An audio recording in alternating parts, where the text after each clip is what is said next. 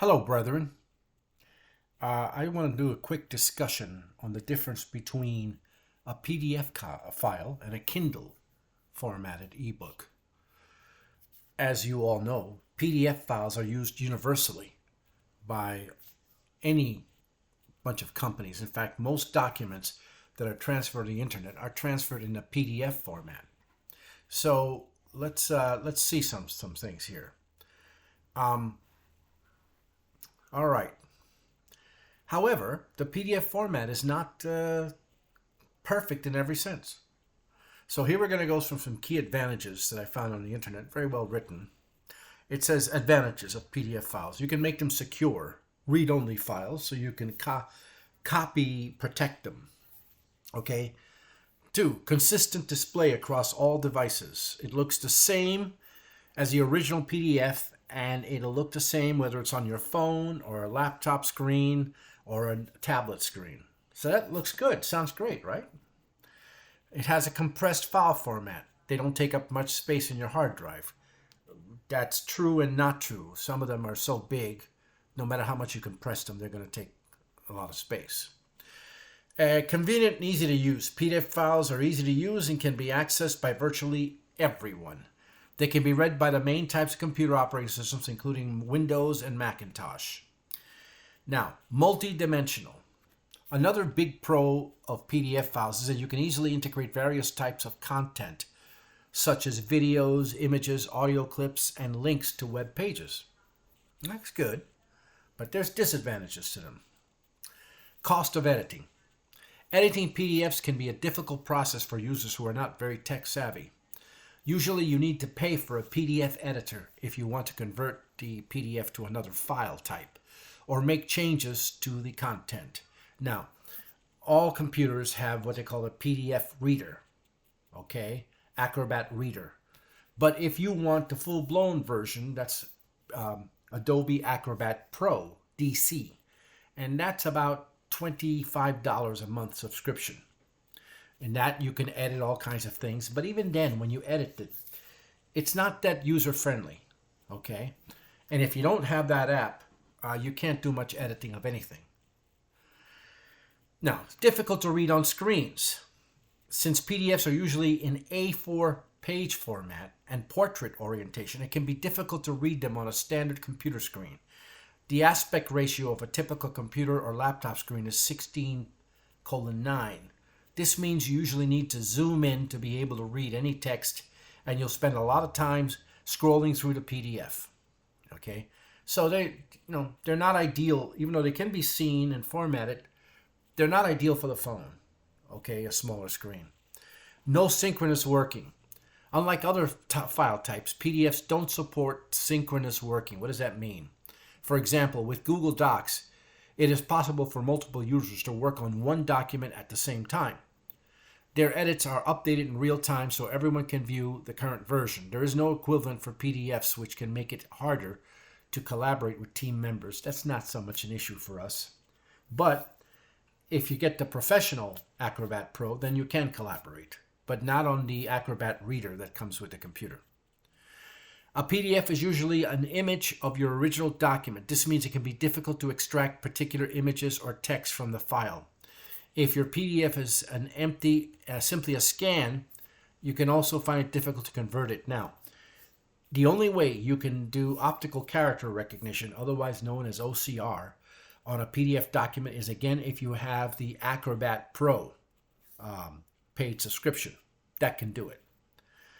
Now, the rest doesn't really mean anything. So let's compare that now to a Kindle. Okay?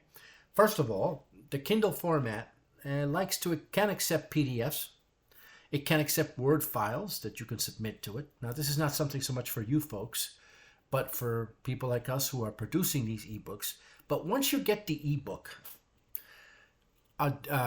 Amazon Kindle will reflow the text, which means it'll adjust the text to whatever size screen you have. You can flip it vertical or horizontal, that doesn't matter. And the most important thing, to me, is you can annotate it. You can highlight sections of it according to different colors. You can write comments on the margin that you can have also forever on there because they're saved on Amazon servers. On a PDF, unless you have a professional version of Acrobat Pro, you can't add comments very easily at all. At least I don't think you can. I haven't been able to do it. And also, you can search it. Of course, you can search a PDF, assuming it's in text form. Now, as I told you, you've got to be careful. There's a wonderful site on the web called archive.org. It has many, many old documents, as well as Google Books. And they come in PDF format. And what happens with them is you can search them because Google makes it so and Archive makes it so it can be searched, and you can type in a phrase and search it. Looks great on the screen. But if you try to copy it and then paste it, you'll notice that mistakes come along. This is true for the optical character recognition files of the signs. They're good for reading, but if you want to copy a section and quote them, you have to have a clear passage. There are some pages on the signs that are not readable at all. Okay, you can read them, but they're not copyable and pastable very easily. So, anyway, so the Kindle also has another advantage. Okay, if you get a file, a Kindle book on one device, let's say a Mac or a Windows machine or a iPhone or a tablet, as long as you have the Kindle app on the other devices, they'll appear exactly as they were on the other device. So if you started reading a book and left off at a certain page, that will be marked by Amazon automatically. And when you open the book in another place, another device with the Kindle app, it'll say, hey, this is where you left off. You want to continue here? And you can say yes or no to that.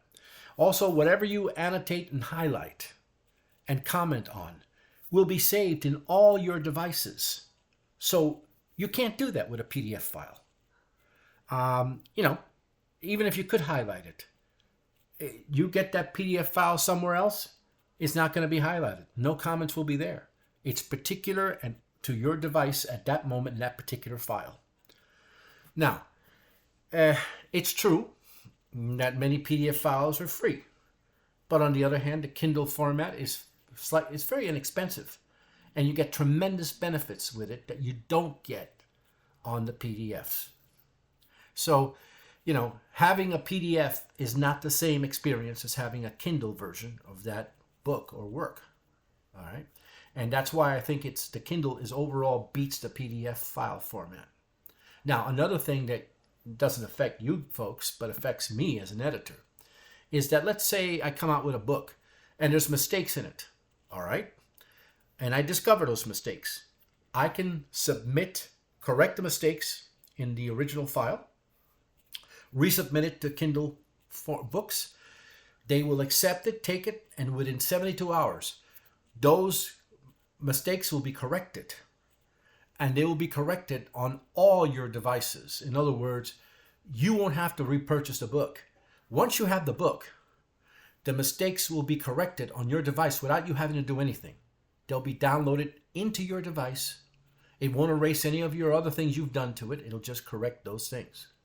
So for an editor, this is a tremendous advantage, which the PDFs could not offer, because you literally, suppose you got it on a flash drive or something. Well, you correct the PDFs, and then you have to get those files again, either from me as an editor or someone else, or another flash drive. It just didn't make sense. Also, it's much cheaper to make a Kindle book than it is to make a flash drive. Okay, so yeah, PDFs are great in their place, but they're not as good as Kindles. Anyway, I hope this has been helpful to you, brethren. May the Lord bless you all.